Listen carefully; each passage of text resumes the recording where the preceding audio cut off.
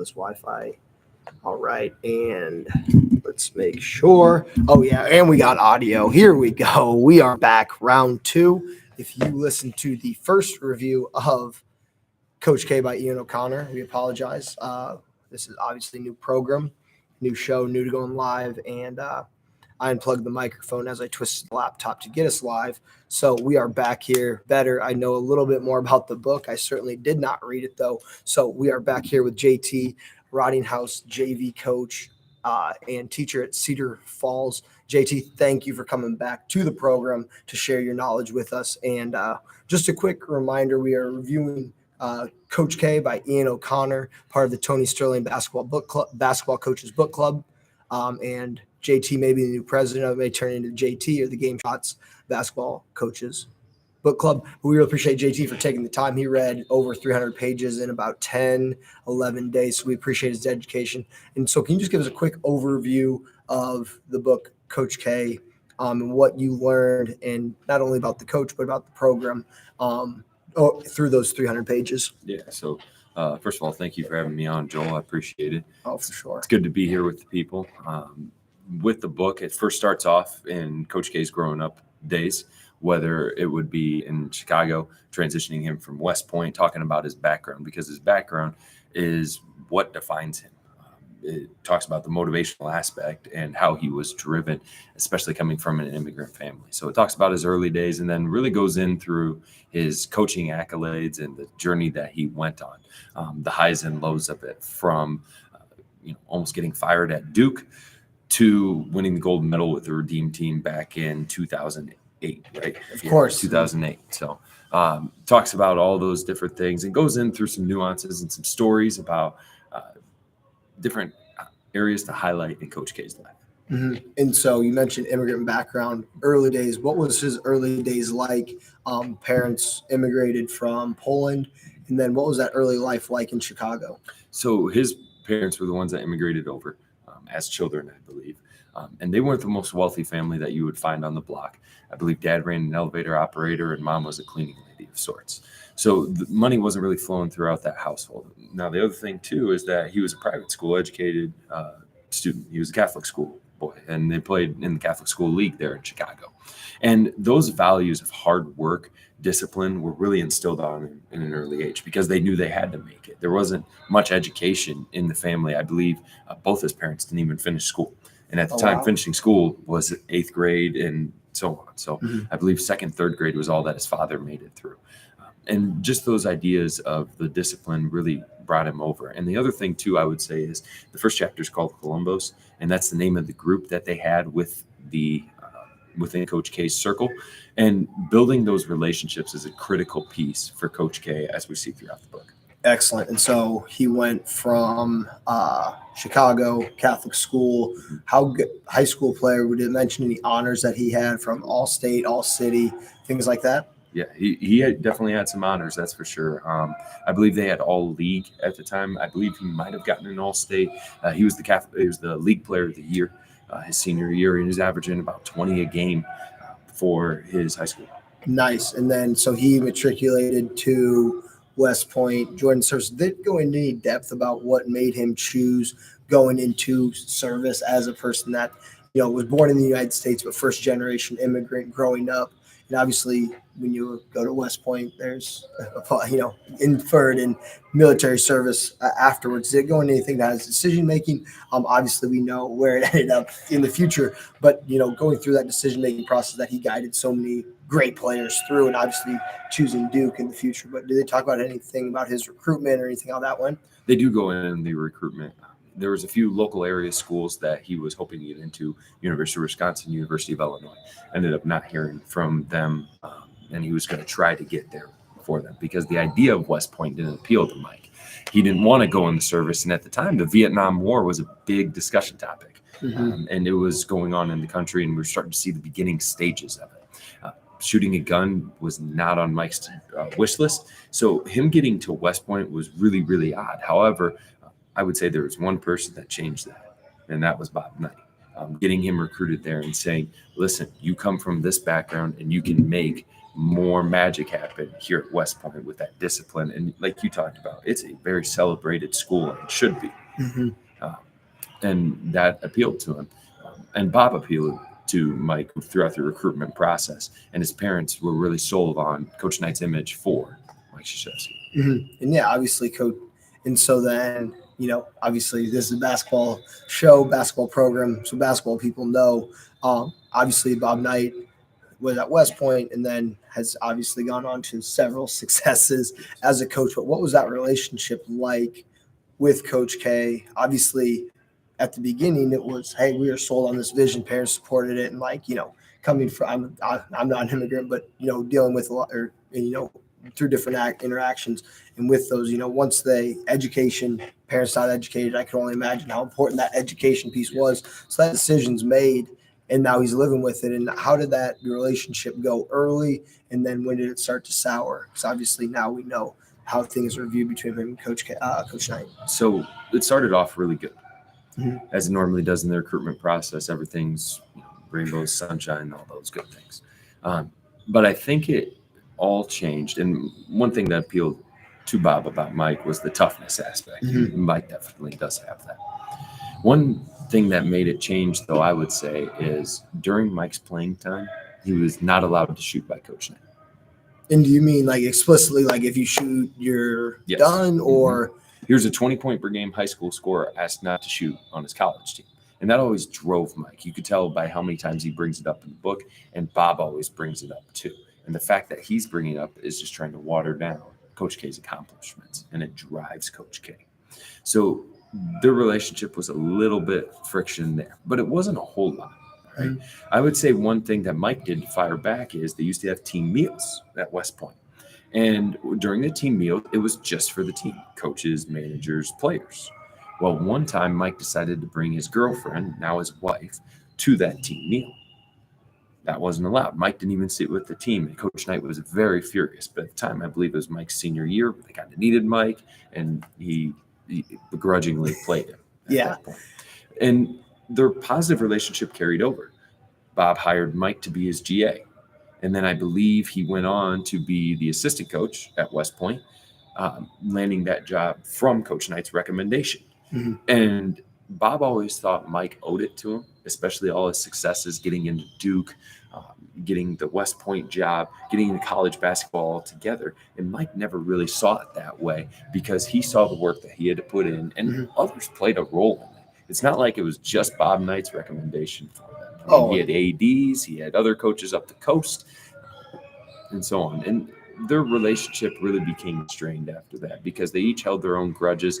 Bob thinking that I deserve more credit for Mike Krzyzewski's reign, and Mike being quit belittling me and allow me to live in this image. Yeah, of course. So then GA, assistant, and then what were the early years at Duke? I don't know the record off the top, but I know it wasn't the Coach K that we now know in 2023. What were those early struggles like in the book? Obviously, had that relationship with Coach Knight. Obviously, there's mutual respect. You don't go work for someone if you can't stand them or don't respect them.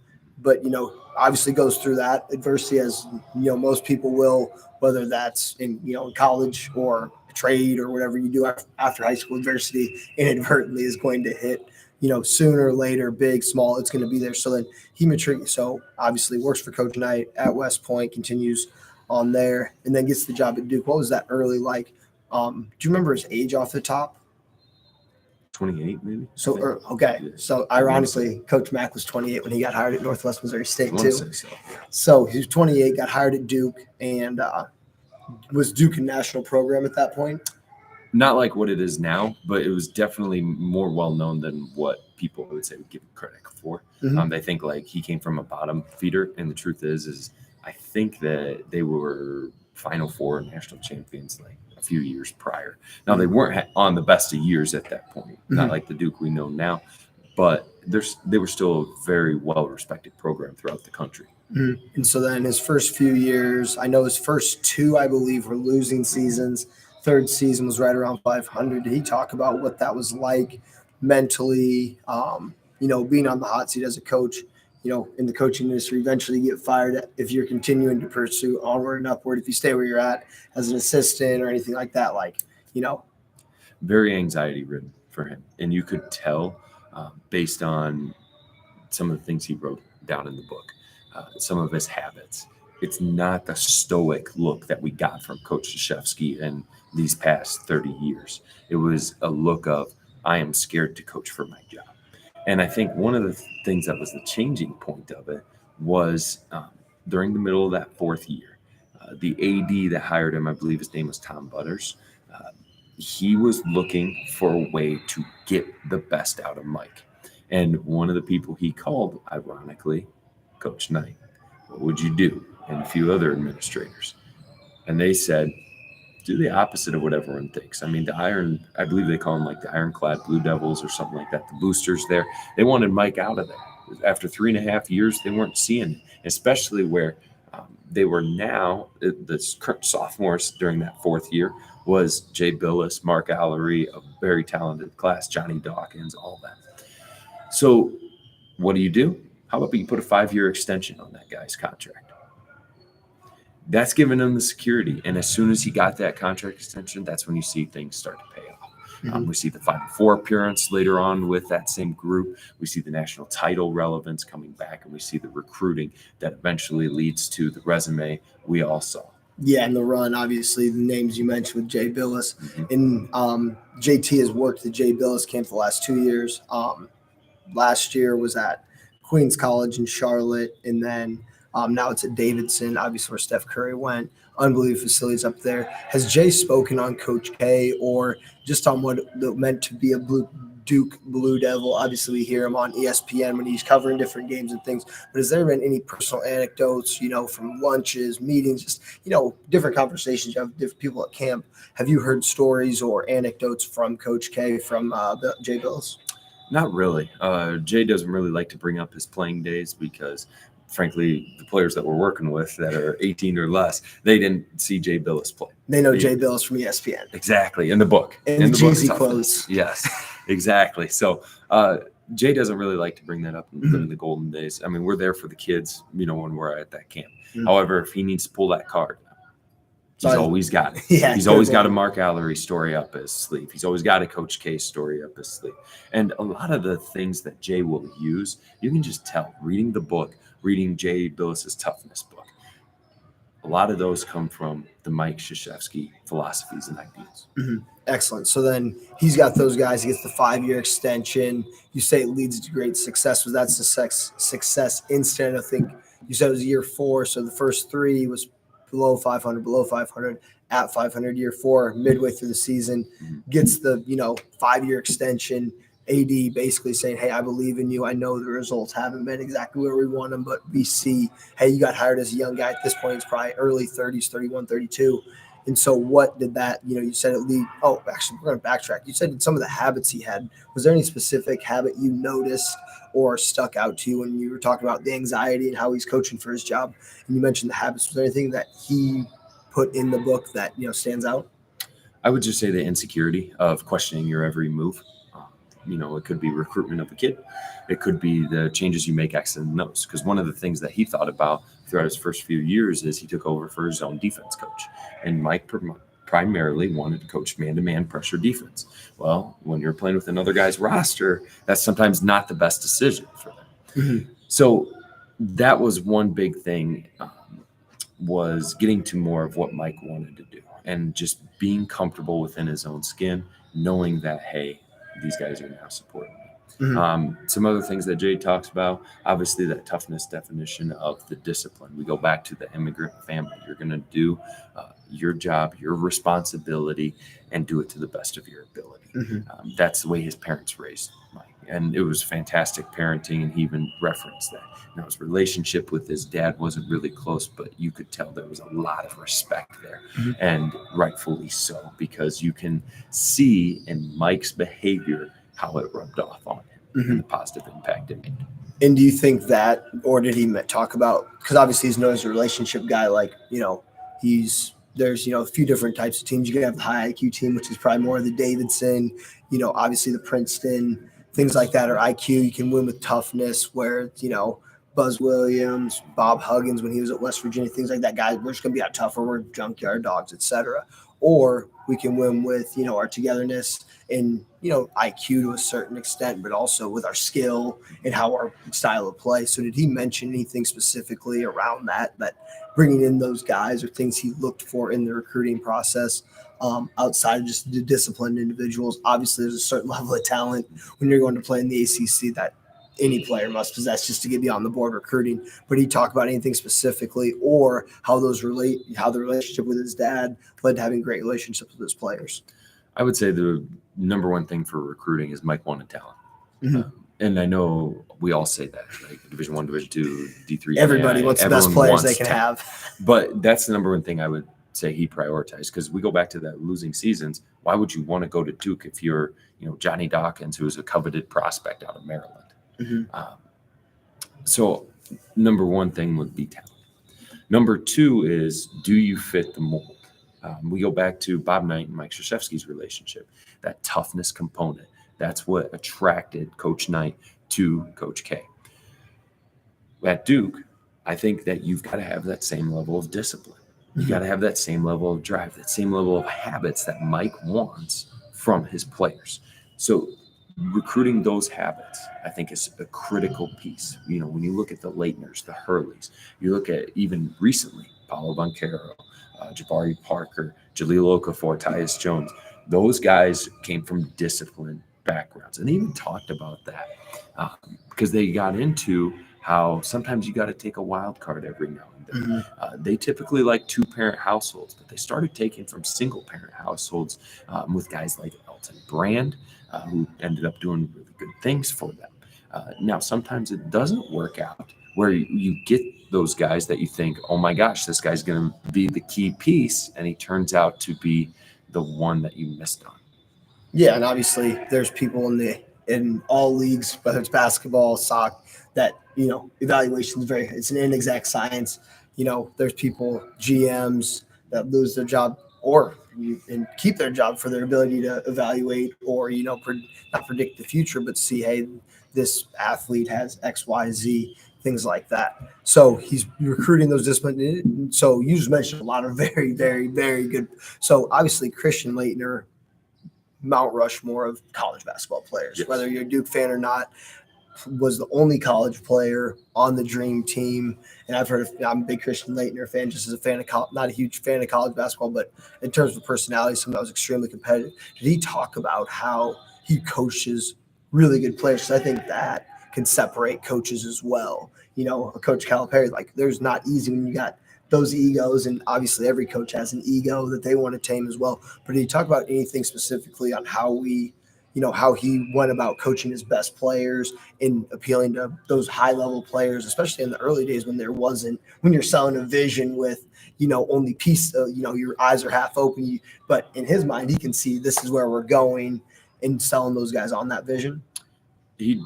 When you're looking at Coach K's style, I think it's just demanding the expectations. A quote from Nick Saban, the standard is the standard. And Mike had a standard for his players.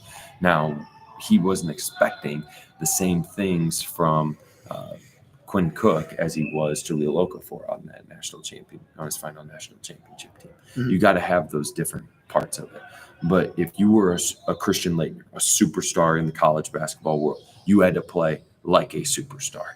If you're Bobby Hurley and the point guard on that team, you better be making sure that we're in the flow of the offense and getting the quality shots that we need and not turning the basketball over. Mm-hmm. His standards that he held players to was incredible.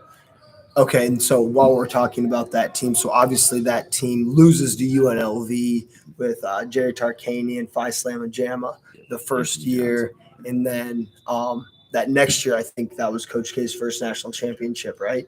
Yes, that was next year. So obviously, I'm sure that was mentioned in the book. So what was that like? Or what did he talk about from obviously that huge adversity and the letdown? Obviously, you make a national championship. There's something to be proud of. But you just talked about how he drives the standard. So what was that transformation or that conversation or that portion of the book about? So the title of the chapter that Joel's referring to is called Agony. And it talks about Coach K's last couple of years before he won that national title. One that always slipped away with him was the class that we referenced earlier, Mark Allery, Jay Billis, John Dawkins. That team was very, very talented, and I believe that they lost in the Final Four or the championship. I can't remember, but they didn't. They went on a run. They went on a run. Yes, they were the number one team in the country. All those good things. That one really ate at Coach K, but the one that especially did was when they lost to UNLV in the semifinals.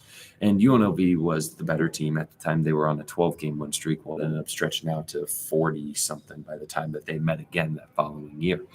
They had the number one pick, Larry Johnson, as I referenced earlier. They had Tart the Shark sitting on the bench, biting the towel and, doing all the things that he needed to get the best out of his players. And in Mike's mind, he was always the bridesmaid and never the bride. And he desired his wedding day at that point. And it just ate at him, and he finally got his shot with that team. And just the relief that came from his shoulders, you could tell, because it really changed him in how he perceived himself. It went from, I'm just the new kid on the block, and I just want to fit in, getting that contract extension to where now, okay, I'm driven, I'm looking for the first one, to once you get that first one, okay, now you got to put me with Dean Smith. Now you got to put me with Jim Valvano, who were the premier coaches in North Carolina at the time. Yeah, and so perfect segue right into that. So obviously the ACC had a ton of great coaches at that time. And I'd say, between Adolph Rupp and the SEC, and then you just reference, obviously. The whole East Coast. PJ Carlissimo at the time was at St. John's or one of those schools there. I mean, there was plenty of good NBA. Quinn Snyder at this time was probably a rising assistant or just coming up maybe. A lot of good talent there. So what was their relationship? Obviously, UNC Duke, Tobacco Road, Showdown, all that stuff. You see it every year. It's in, that game sold out through 3,000. No matter who's in those jerseys are going to be playing the game, assuming that things continue to go the way they go. So what was that relationship like? Obviously, you're battling them not only on the court, but on the recruiting trail, in the state, bragging rights, things like that. Did it talk about their relationship at all and how they navigated that as they're both, building their legacies as two of the great college coaches? Definitely. You look at Coach K and Coach Smith, and they were kind of on different timelines. At the time when Coach K was coming in, Dean Smith ran the ACC. He really did. He was the king of it, and we needed to go take his crown, as Coach K would probably thought, with his Blue Devils. But the relationship was really, really positive. They met a lot of times on the recruiting trail. One player in particular that stands out in my mind is Grant Hill. Grant was down between UNC, Duke, and then Michigan was his other school. Ended up never going to Michigan because after going to Duke, he said, I'm going to Duke.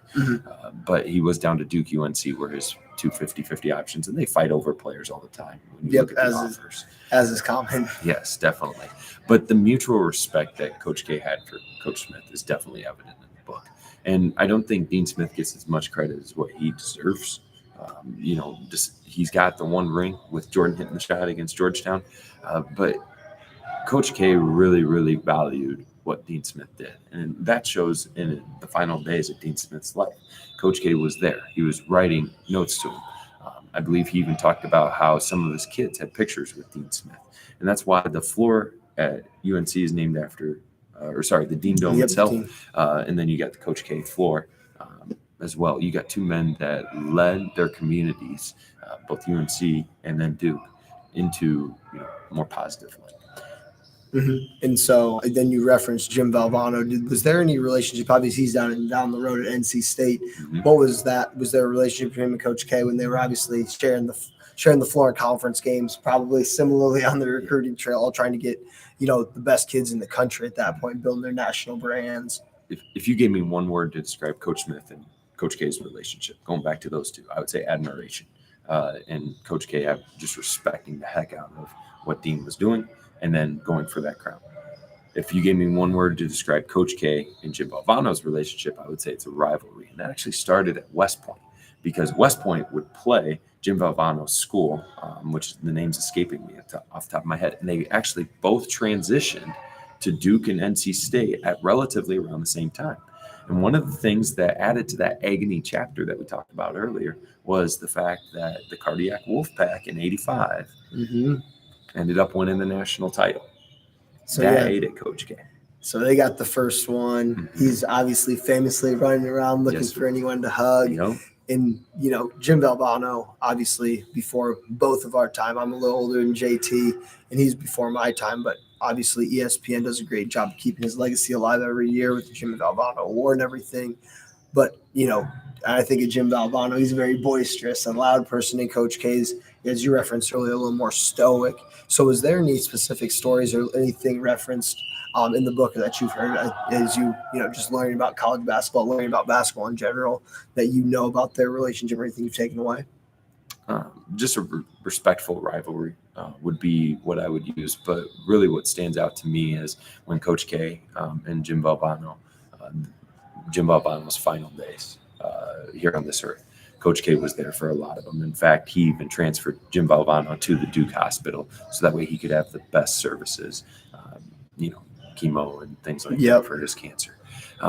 Even though that they've done so many battles throughout the years, whether it be at West Point, Duke, wherever, Coach K wanted to take care of him.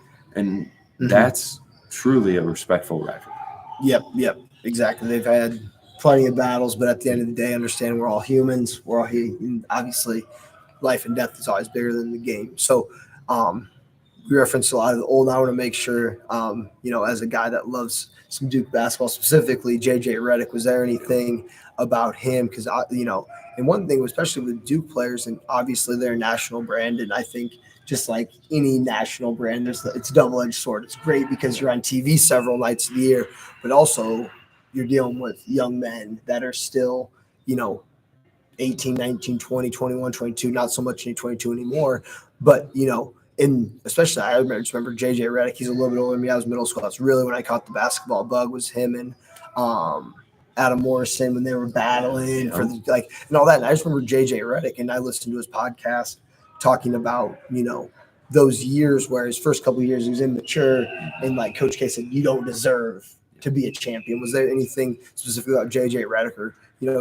coaching as the game? Obviously, you got the 80s, 90s where you got Leitner, who's all 4-year guys, and then I think JJ left a year early, and then leading up to Zion and some of those later teams where they're one and dones, maybe 1 or 2 year, anything like that. Did it talk about as he progressed forward how he continued to coach his team to hold that standard as things changed and things like that? They referenced a little bit of it, but not so much in those later years, just because it's been so out there, whether it be on the internet, videos, things like that. I mean, we've captured it all. I mean, you're talking about players that we're seeing nowadays. Obviously, JJ with his podcast, we're seeing Shire now coach. Nolan Smith is one of the top assistants in the country. We see a lot of Duke Blue Devils on the media, not just, guys like Jay Billis from, a different era, but we're seeing a lot of the younger guys too. So it didn't go a whole lot into it. However, it did reference some stories about fitting that culture like we talked about earlier. Are you adding to the Duke Brotherhood, or are you not going to be a fit for us? Excellent. And so we're going to be backing up here. We got about 6 minutes left. Was there anything that you took away? You mentioned being great at relationships, that was a respectful rivalry, that you took away as a high school coach and somebody that's going to continue climbing the coaching ladder. Any anecdotes you took away from a culture perspective, X's and O's, from a coaching perspective that you'd like to share with the listeners here? I think one of the biggest things is just being yourself out there. I think having your own style and sticking to it, no matter the circumstances. I mean, we go back to that contract extension. You don't want to coach not your own way, because the moment you try to be someone else, you don't be you, and you only get to be one person in this world, and you might as well be yourself. If you're Duke, you're building the relationships. If you're looking at the tactician side of things and all the plays and whatnot, maybe you're looking at a system like Arizona out there with Tommy Little. I mean, whatever you're trying to do as a coach, be yourself, because we get caught up too much sometimes in, I want to be Coach Knight. Well, no one can be Coach Knight because they're not going to sit there and yell and scream at him the whole time. That's not my style. That might not be your style, but it might be someone's style. So number one thing I'd say is the being yourself out there. Are you the film guru? Are you the motivator, master motivator? Whatever it might be you. That's the easiest, hardest advice. Did it talk about how he navigated that just to reference back to the struggles and, when you are coaching for your job, or there's in the back of your mind of, am I messing this up? Am I doing this wrong? Did it talk about how he navigated remaining himself, remaining true to the cause, but also like, and you mentioned a little bit earlier with anxiety, but did it talk about anything, specifically that he did, whether it be journaling, writing, just, anything like that? No habits that he really changed. But what I will bring up is he had an accountability partner, and that being his wife. Out of all these years, I mean, granted, she was on pretty shaky ground too, because she's wondering, oh my gosh, we're gonna have to relocate the family after this season. Yeah. But having her around, you can tell she became, especially after his health scare in like the late 90s, early 2000s, she really became a more vocal figure and started taking more of a role in the program in order to help her husband out. So having that accountability partner, I think, is so critical, especially for someone like Mike, who was a young coach at the time, having his wife there with him and during those first 3 years in Durham. Yeah, just that unquestioning support. And obviously, when you're going through anything, you need, whether it's a wife, a friend, best friend, coworker that's just supporting you, is obviously invaluable, especially as you're navigating that. Is my life about to change? Not because I chose to, but because, I set out to do a job at a certain level and it didn't work out the way that I thought, and I've been battling with in my head, and I'm now moving on to somewhere else. I got to uproot that, this, that, and the other. Well, excellent. I really appreciate JT. Like I said, JT read the book in 10, 11 days before Snow Valley. We're up here at Snow Valley, and now our next book, and I don't know if JT's had a chance to crack it open as a voracious reader, is Cornfields to Gold Medals about Coach Showalter. And actually on the front cover, Coach K has a quote about Coach Showalter. So is there anything now, this is year how many for working for Snow Valley? I believe it's like around 7. We'll call it 7. 7 years. So have you noticed anything from the book that you find commonalities with Coach Showalter, someone we both have a ton of respect for and have seen up close? Is there, obviously, speaking of, for full transparency, Coach Showalter's had a huge impact on me coaching. A lot of anything I've done from USA Gold Camp, what I got on my chest right now, to being a head coach, to meeting different people, having different opportunities. Was there anything that you noticed or found similarity, or, hey, this is, success leaves clues, any commonalities you saw? I think relationships is such a critical thing. When you look at a camp like Snow Valley, you're constantly building that circle. And Coach Show's circles are just so powerful, so large. And once when you get in, you stay in. And I think Duke's kind of the same way. Once when you're in and you make it through and you make a positive impact, then you stay in there. Now, granted, they'll talk about how there's an even exclusive group of the ones that won it all. Yep. But at the same time, it's not like they're looking down upon the others. So relationships is one thing. The other thing, too, is we go back to the structure and discipline. We're at Snow Valley Basketball School, and when we say school, that means we go from 6:15 until tonight it'll be 10 o'clock, and that's the time we're going to. No shorter than that. No breaks. Yep. It's outlined for us, and that's the best way to get it out of us. Yeah, absolutely. And yeah, speaking of that, we will also be having a little coaching clinic tonight at Snow Valley. Awesome tradition. Coach Showalter, I think we've had for almost a decade now of having a coach's clinic the second night. We've got Clay Mosier, who has been a longtime NBA assistant, was most recently with the Iowa Wolves, was previously with Eric Musselman when they went on their Elite 8 run at Arkansas. And we're obviously both very excited for that tonight. And yeah, Snow Valley, like I said, we can talk literally hours about how great this camp is, and just the relationships that we build, not only with high school coaches, but we've got 3 or 4 NBA coaches here this week. We've got 8 college coaches. We've got 8 international coaches from like 5 or 6 different countries. And I think, as somebody I read the Redeem team, we didn't even touch on. And we got about a minute left here. Was there anything on the Redeem team in that book that he talked about? Oh, yeah, definitely. He talked about the structure and how critical it was to get buy-in from the players, because at the time, you got to remember LeBron James, Dwayne Wade, Carmelo Anthony, three of the biggest superstars on that team were very young guys. They weren't sold on this idea of some college coach telling them what to do. And he talked about how to recruit Kobe. He talked about what he did to motivate a guy like LeBron James and plant that seed of, hey, like you need to become Captain America here in these next few years to guide our team from these depths of darkness to those shining suns. Putting that gold medal around the chest, obviously putting the United States back up at the top. So JT, can't thank you enough. The bonus book for the Basketball Coaches Book Club will, of course, be Cornfield's Gold Medals about Coach Don Showalter, written by Coach Show and Peter Van Meulen. I'm about halfway through. I know Tony Sterling finished it when we were in the cornfields last week. Greg White also, who was at camp last week, did the coaches clinic. He also has had it done. So we'll be previewing and reviewing that very soon. Appreciate you tuning in. If you found this valuable, make sure you put a comment, be a teammate, share it with a teammate, and make sure you check out the book because obviously JT, as a student of the game, learned a lot. Maybe you don't have to read it in 10 days. Maybe you read it quicker. Maybe it takes a little bit longer. But I think building that daily discipline, and that's one thing Tony and I talk about, is building the daily discipline, whatever it is, whether it's journaling, reading, those habits that are, setting you up for future success. So JT, thank you. I know you're no social media guy.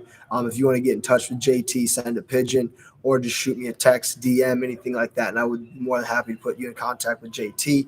As always, we appreciate your support. Make sure you hit subscribe, and we'll see you next time. Bang. Let's go. Hell yeah.